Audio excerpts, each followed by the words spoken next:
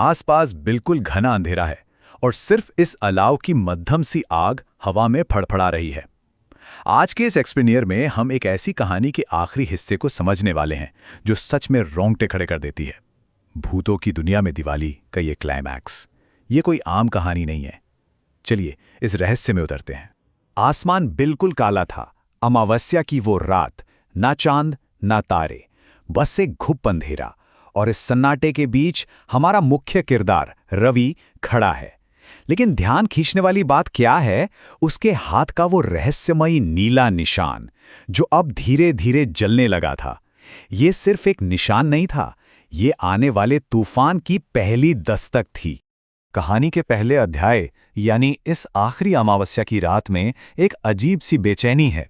जैसे जैसे वक्त आधी रात की तरफ बढ़ रहा है, लगता है जैसे वक्त खुद रुककर किसी भयानक घटना के होने का इंतजार कर रहा हो। और फिर महज 2 मिनट के अंदर सब कुछ पलट गया। रात के ठीक 12 बजे कमरे में रखे सारे नीले दिए अचानक अपने आप जल उठते हैं। फिर 12:01 पर एक अजीब सी आवाज आती है, टप टप टप। जरा उस खौफ के बारे में सोचिए। और अगले ही पल 12:02 पर रवि अचानक इस दुनिया से गायब होकर सीधे भूतों की उस खौफनाक दुनिया में खिंच लिया जाता है। अब कहानी अपने दूसरे पड़ाव पर पहुंचती है और सामने जो नजारा है वो पहले से कई ज्यादा डरावना है। ये वो जगह नहीं है जहां रवि पहले गया था, ये बिल्कुल अलग है। यहां की हवा में एक ऐसी ठंडक है जो हड्डियों तक को जमा दे। सामने का मंजर वाकई रोंगटे खड़े करने वाला है। चारों तरफ टूटे हुए बेजान पेड़ हैं। जमीन से एक अजीब सी काली धुंध उठ रही है, जैसे वहां कैद आत्माओं की सांसें हों।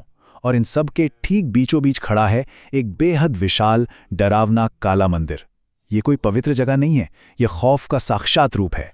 मंदिर के अंदर का दृश्य और भी रहस्यमयी है। वहां एक विशाल दिया रखा है जिसकी लौ असाधारण रूप से तेज और चमकीली नीली है। ये कोई आम दिया बिल्कुल नहीं है। यही वो पहला दिया है जो इस पूरे दुष्स्वप्न का, इस पूरे खौफ का मुख्य स्रोत है। ये नीली रोशनी शांति का नहीं बल्कि विनाश का प्रतीक है। अब इस तीसरे अध्याय में जैसे ही रवि उस नीले दिए की तरफ आगे बढ़ता है, अचानक अंधेरे से एक चेतावनी गूंजती है, वापस जाओ। ये किसी राक्षस की आवाज नहीं थी, बल्कि एक ऐसी परछाई की थी जिसने सच में डरा कर रख दिया। सफेद कपड़ों में लिपटी एक छोटी सी बच्ची जिसकी आंखों में सिर्फ खालीपन है, वो फुसफुसाते हुए कहती है, मैं भी कभी तुम्हारी तरह यहां आई थी लेकिन वापस नहीं जा पाई। इस एक वाक्य का खौफ महसूस करने लायक है। ये एक साफ चेतावनी है कि जो भी इस काले मंदिर में आता है वो हमेशा के लिए यहीं का होकर रह जाता है। और फिर हालात बिल्कुल बेकाबू हो जाते हैं। जमीन और दीवारों से अचानक सैकड़ों हजारों भूत निकलने लगते हैं। उनकी चीखें आसमान चीर रही हैं। वे सब एक साथ रवि की तरफ दौड़ रहे हैं, ये चिल्लाते हुए, ये हमारा है। दिल की धड़कनें तेज हो जाती हैं क्योंकि आत्माओं का एक पूरा सैलाब जिंदा निगलने के लिए आगे बढ़ रहा है। भागते भागते रवि किसी तरह उस दिए के पास पहुंचता है और यहां से शुरू होता है कहानी का चौथा अध्याय, सबसे बड़ा फैसला। सारी आपाधापी एक पल के लिए रुक जाती है। मंदिर के बिल्कुल बीचों बीच दिए के ठीक सामने एक आखिरी और सबसे बड़ी रुकावट खड़ी है। एक बुजुर्ग भूत जिसकी आवाज में सदियों का खौफ और भारीपन है, वो एक अंतिम चुनौती रखता है। अगर तुमने इसे बुझाया तो हम सब खत्म हो जाएंगे। ये सिर्फ एक धमकी नहीं थी, ये उस पूरी दुनिया के अस्तित्व का सवाल था। यहां सबसे अहम बात यह है कि दांव पर आखिर लगा क्या है। एक तरफ है रवि की खुद की जिंदगी, उसका अपना वजूद, और दूसरी तरफ हैं वो हजारों तड़पती आत्माएं जिन्हें इस खौफनाक जगह से हमेशा के लिए आज़ादी मिल सकती है। क्या कोई इंसान सिर्फ अपनी जान बचाएगा या हजारों अनजान रूहों की खातिर खुद को कुर्बान कर देगा? ये एक ऐसा बोझ है जिसे उठाना लगभग नामुमकिन सा लगता है। लेकिन फैसला हो चुका था। आंखें बंद होती हैं और एक बेहद शांत लेकिन मजबूत आवाज आती है, ये खत्म होना चाहिए।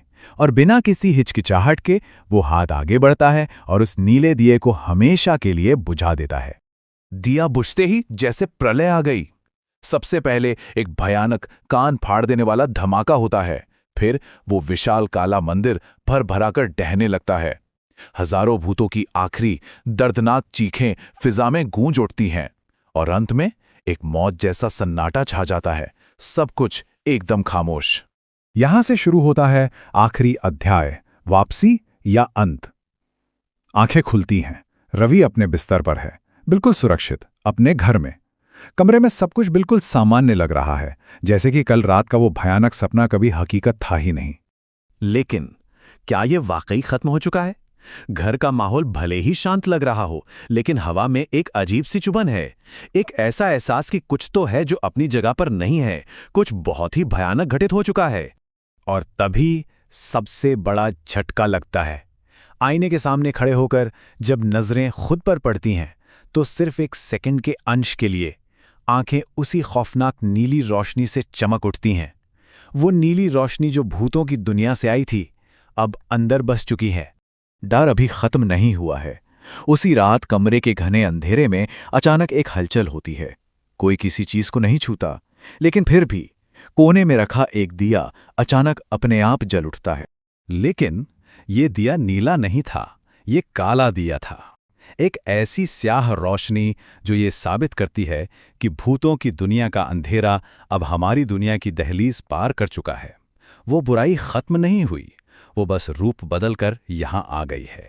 एक आखिरी सवाल, अगर सबसे बड़ी कुर्बानी देने के बाद भी एक और बड़ी, कई अधिक गहरी बुराई ने जन्म लिया, तो क्या कभी कोई उन परछाइयों से वाकई आजाद हो सकता है जिन्हें एक बार अंदर आने का न्योता दे दिया गया हो? क्या बुराई कभी सच में मरती है या सिर्फ अपना रूप बदलती है? अलाव की इस कहानी को हम यहीं सुलगती हुई छोड़ते हैं। अगली बार तक के लिए सावधान रहें। जादुई कहानियों की दुनिया में हमसे जुड़ें, सदस्यता लें और जादू साझा करें।